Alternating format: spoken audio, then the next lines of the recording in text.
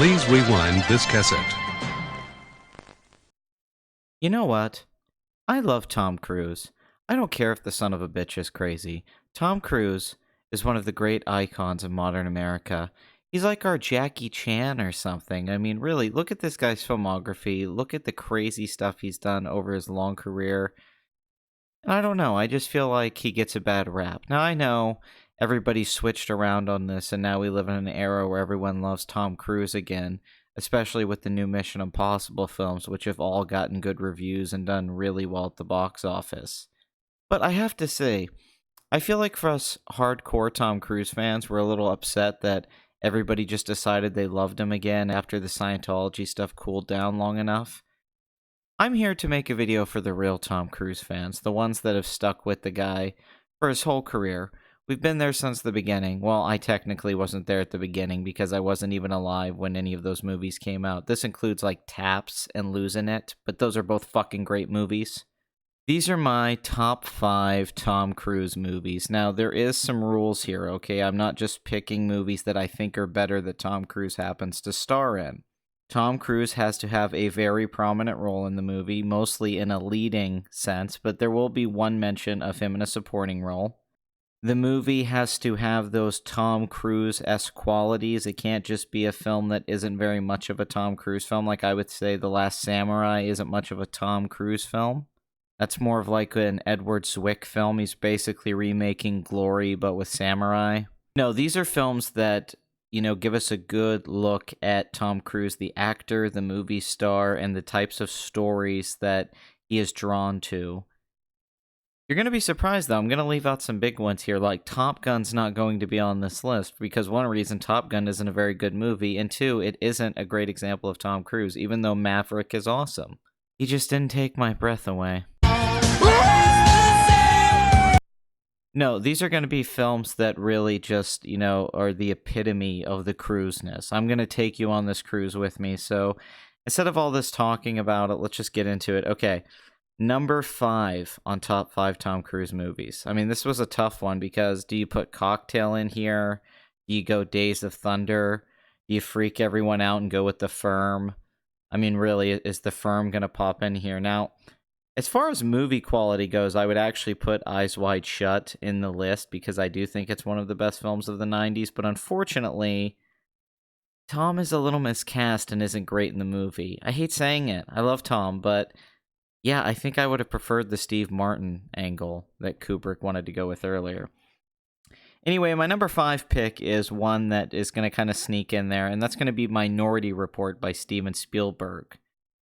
This was the first time that Spielberg and Cruise collaborated. Surprisingly, you think they would have worked together before, and this led to War of the Worlds, which is a film I'm not a very big fan of. But Minority Report still holds up. I know a lot of people don't like the third act, and I understand that on many levels, but just visually, this film was more on point than most science fiction films. The future is actually starting to look like this movie every day. Tom Cruise gives a focused, engaging, exciting performance, a very inspired performance. He brings a lot of emotional depth to this character, but it also has that Tom Cruise intensity. I just think John Anderton's a really good character on paper and on screen, and the scene where he is going to kill the man who he thinks murdered his son and then decides to arrest him instead of that, which should be the actual ending of the movie, by the way. Spielberg has this issue where when his movie's over, he keeps going on with another ending. He's been doing this ever since Schindler's List. If he had just ended Minority Report at this scene where a guy decides he's going to change fate, he's not going to go the direction that we think the precogs have decided for him, that really would have been a powerful moment. But watch Cruise's acting in the scene and you'll really be surprised. Beautiful, beautiful moment. So Minority Report, safe choice, good choice. Number 4. Number 4, Collateral. We got to go with Collateral on this list. Now, I'm only bringing this film up because this is the only time Tom Cruise has ever played a villain, unless you want to count Les Grossman. And he is the supporting character in this to Jamie Foxx, but Michael Mann's direction is so brilliant and layered and underrated, and his photography and his choices and the conversations between these two end up sticking with you more than the set pieces, and I think that's really impressive. But I really just put this on here because I think this is arguably Tom Cruise's greatest moment in acting, or the moment that really shows that he does have range, or that you can use him in unique ways that other filmmakers kind of miss. It's a lot of the stuff he does with Ethan Hunt, actually, but making it scary and more grounded in realism really adds something to it. Plus, Collateral is just kind of a great film overall, and I think it's a different film in his career. He's not in a lot of movies like Collateral. All right, number three. Now, I know a lot of you are going to want me to throw out Magnolia, so Magnolia will get a honorable mention. If I was just picking movies, Magnolia would be easily in the top five. Magnolia is one of my favorite films of all time. And yes, I do love Frank T.J. Mackey. And yes, I think it's one of Tom, if not Tom's greatest performance. The only reason I'm not putting Magnolia on here is that is because it's an ensemble film. It's 3 hours. It has a huge cast who all gets a lot of screen time. Yes, the Frank T.J. Mackey scenes are standout scenes for sure. And they're like very quotable and everybody knows them. Respect the cock. And tame the cunt. But I just don't think it's a Tom Cruise movie. I think that it's a great character that Tom Cruise happened to play, and that there was some meta aspects to it that really added to it, especially the thing with the father, which is sort of similar to what happened in Tom Cruise's life with his father. I really like early PTA. I really love this movie. I know it's indulgent as hell, but it's very enjoyable and just ambitious as movies get, especially at the time. I know this is a tough one. I mean, I know a lot of people are going to be unhappy I didn't put Magnolia on here. I'm only saying is that I don't think of it as a Tom Cruise movie. I think of it as a Paul Thomas Anderson movie with a great Tom Cruise performance. That would be my argument here. So, number three. Now, this became very tough because, you get stuck here with... You go with Rain Man, where he gives an amazing performance, and he's the lead character of that movie. Not Rain Man, Dustin Hoffman. It's actually a movie about Tom Cruise's character changing. And what a great character change. He starts off as a total fucking asshole. I mean, this guy is very unlikable. And then by the end, it's just this beautiful human story. Also, Born on the 4th of July. Very hard not to put this on here. Great movie. Great late 80s Oliver Stone work after Talk Radio and Wall Street, and obviously Platoon. Amazing performance. A lot of people think he deserved the Oscar that year. That's been a very debated Oscar race. But, the truth is that I'm very limited here in what I can pick, because I could pick those movies that are iconic, but would they really mesh to what my idea of what Tom Cruise movies are? So I'm going to go with one that's, off to the side a little bit that I still think's underrated, and that's going to be The Color of Money by Martin Scorsese, which I know is Paul Newman's movie. I mean, he won a fucking Oscar for it, but Tom is great in this in that way where he's doing a lot of the stuff that leads to Cocktail. It's a little bit of Maverick here. It's that cocky arrogance, and he's stupid in this movie, though. I like seeing Tom play dumb. And also that scene where he's going around the table doing knocking all the balls in while Werewolves in London is playing is just one of the best scenes ever. And it's just the energy he brings to this performance. I think this is a unique performance. I expect Born on the 4th of July, but it's almost like it's trying too hard to get the Oscar. It's too much of that like dramatic, boomer movie that Oliver Stone was really going for. It's a little preachy. And at the same time, I think movies like the first Mission Impossible, or even stuff I like Vanilla Sky, it's just there's an indulgence and an ego that's sort of unlikable. Where Color of Money, I think it all suits the material because it's close to the character. And I just think that, this is the one time that Tom gets to be Tom like this, and the director finds a way to make it work, where in those other movies, I think it's questionable. And I think where some of the hatred for Tom Cruise comes from some of these movies. But, Color of Money's great, and Rain Man is also great. Rain Man is a wonderful, wonderful movie with a great performance from Cruise, and it's unfortunate that people don't look at Cruise's performance as the central performance of the movie. Instead, Hoffman gets all the praise, but I think Tom Cruise just does just as good of a job, and he might even have a more difficult part to play, I think, because it's more subtle what he has to do. All right, so number two, easy choice here. Cameron Crowe, one of my favorite directors, Jerry Maguire. His best screenplay, arguably with Fast Times at Ridgemont High. Let's be honest here. Great screenplay, though. Tom Cruise is a revelation in this film because Cameron Crowe uses his limitations as a way to infuse that with what the character is going through, that Jerry Maguire himself is a very limited person, that he's all a facade, he's all a character, but really he's trying to have depth and feel deeper emotions.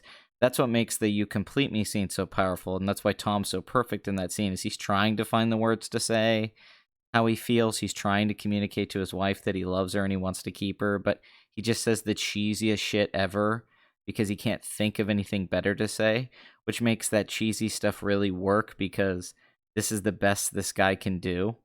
So you end up caring for him a lot. It's a movie filled with wonderful detail in every scene, but Cruise's performance throughout it, really, I just think some people think he overacts in this movie, he's bad, but I don't think they get that that's just very much who Jerry Maguire is.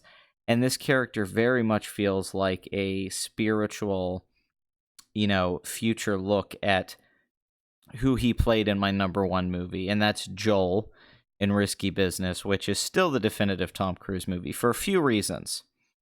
One, by the way, too, why is Risky Business so underrated in our modern day? I might have to make a Risky Business video. Risky Business is a fucking masterpiece, all right? This holds up with any of the John Hughes or Cameron Crowe films. It's got that up all night feel to it, even though, the movie spans a few days. If you don't know what Risky Business is, it was Tom Cruise's big breakout movie. He had been in a few movies before this, but this is what made him a movie star. It was a huge hit. It made $63 million on a $6 million budget. It was directed by Paul Brickman, who only made this movie. He wrote on one other movie, I think. This guy, you watch this movie and you're like, what the fuck? Is this David Mamet or Quentin Tarantino? So many great lines of dialogue. I mean, brilliant, pitch black dialogue. Beautiful cinematography. The guy had 3 different cinematographers work on the movie, and you can't really tell. Amazing score by Tangerine Dream. I think a groundbreaking score, if we're being honest, and I don't think it's really been topped in the way it's used in this movie, with a lot of filmmakers today trying to do stuff similar to this, retro stuff. Stranger Things comes to mind. Risky Business is sexy. It's funny as all hell. It's exciting, and it's a criticism, I feel, probably. It feels like one on the Reagan era and on capitalism in general, and the rise and fall of someone in capitalism, especially with the original ending. This film has similarities to Blue Velvet and Nightmare on Elm Street, I find, and the way it's directed, the tone of it. There's this dreamlike quality to all 3 movies. Like when I watch Risky Business, I just think Nightmare on Elm Street and Blue Velvet, and you're like, what are you talking about? The movie where Tom Cruise slides on the floor in his underwear? Actually watch the movie and not just that famous scene, which is only like a minute long, and then watch those other 2 movies, and I think you'll get what I'm talking about, especially with the underbelly of evil that is in suburbia, which all 3 films cover. And looking at the 80s, but also sort of going back to a more traditional time, an idea of the 50s, but reflecting that in the 80s. Joel's an amazing character. He's layered more than a lot of Tom Cruise characters. And also, I still think this is Cruise at his most likable and pure. I don't think he's ever felt more like the character than he does here. You would think that, John Cusack can always make a role his own in any of his brilliant movies that he's been in. But there's something that Tom does here that's really, I don't know, something smart, is that he kind of plays down everything. Moments that a lot of actors would go for the joke, or they would, really try to bring some sex appeal to it, or they would really try to bring that dramatic tension to it. Tom Cruise doesn't really do that. He pulls back on a lot of this stuff, which makes him feel more like a teenager than a lot of movies at the time. I also think that, he gets to be quiet in this a lot and use his presence as an actor. It's a tone movie. It's a tone piece, even though it is filled with dialogue and stories within stories. I just don't know. I don't think he's ever been more likable. I think Joel is the one time that even the most cynical person towards Tom Cruise can love him. So the reason I don't pick stuff like Magnolia and Rain Man, which are movies that I probably like better than a lot of the movies I've mentioned, is just that, Magnolia was a bomb. People only talk about the Tom Cruise stuff for the most part, or they bring up, some of those famous scenes at the quiz show, or And once again, I still feel like Magnolia is kind of like a famous movie, but also a movie nobody's seen at the same time. And Rain Man's like as famous as a movie can get. But if you look at his career and the films that define him and define where he's going to go and what makes him him, what makes us so fascinated by him, what makes him appealing, I think the movies I've picked demonstrate that a little bit better, where those other films maybe take him in different directions, or they are aware of him being Tom Cruise. See, I don't like that. I don't want to pick something that's like, look, it's Tom Cruise. Risky Business doesn't have that because it doesn't know he's Tom Cruise yet. Paul Brickman had no idea that Tom Cruise was going to become Tom Cruise, but it's the film that makes him Tom Cruise, and you feel that not only did he realize it while the movie was happening, because I feel it. I feel like there's a moment in the movie that it starts to, the confidence comes in, and just this mystery of a guy. He really comes off rather boring in interviews, but this mystery of a guy, and because we know deep down he's got some fucked up shit going on in his head. I mean, that, or is he gay? I mean, everyone always has these rumors about Tom Cruise. A lot of that's in this character, and I think the audience realizes it too when you're watching the movie. And it's beautiful watching this film that comes into its own, and it's about Joel becoming more confident and running his own business and making $8,000 in one night. Tom Cruise himself has that same journey that Joel goes on, and then we see where it sort of leads in Jerry Maguire, you know. And then I think, Color of Money's the transition movie, and then I think, where we end up with like Minority Report is the new era of Tom Cruise solidified as the action star, as the movie star, and really Minority Report sets the aesthetics for the 2000s blockbuster. Every J.J. Abrams movie or movie that came out in the mid-2000s to late 2000s, I think looks like Minority Report. And then Collateral kind of goes back to, which also is a very innovative film, the ways it was pushing digital, but we go back to the Joel performance where he is doing something that feels more pulled back and realistic, and it reminds us of the actor he is, and I don't think he's given as good a performance since Collateral came out in 2004. Even though I'm a huge fan of all the Mission Impossible films that came out after that, I love him in Tropic Thunder. He's hilarious. He's actually Edge of Tomorrow. He's brilliant. Jack Reacher. He's very fun. Edge of Tomorrow feels more like a classic Tom Cruise movie, and Fallout was great. But having said all that, it's kind of obvious that Tom Cruise is just awesome. He's almost become a better version of Tom Cruise in the last few years for some of these movies. But still, for me, it's Risky Business all the way. Not just because the movie's great, though. The movie is... It helps that the movie is just what it is. But that it is the... It's kind of in many ways the film that created the cruise genre that we know it as movies. And I don't think it's ever really been topped ever since. And I've been wanting him to make a movie like that again, or as good as that again. And I think a lot of people have felt that way. Like, can you just get that back? What happened to our man Joel? I mean, Joel in many ways feels like Lester from American Beauty back when he was young, when he talks about being young. That's what it reminds me of, and I think there's a bit of that in Sam Mendes' direction in American Beauty. I see a little Risky Business in it for sure now that I'm thinking about it, actually.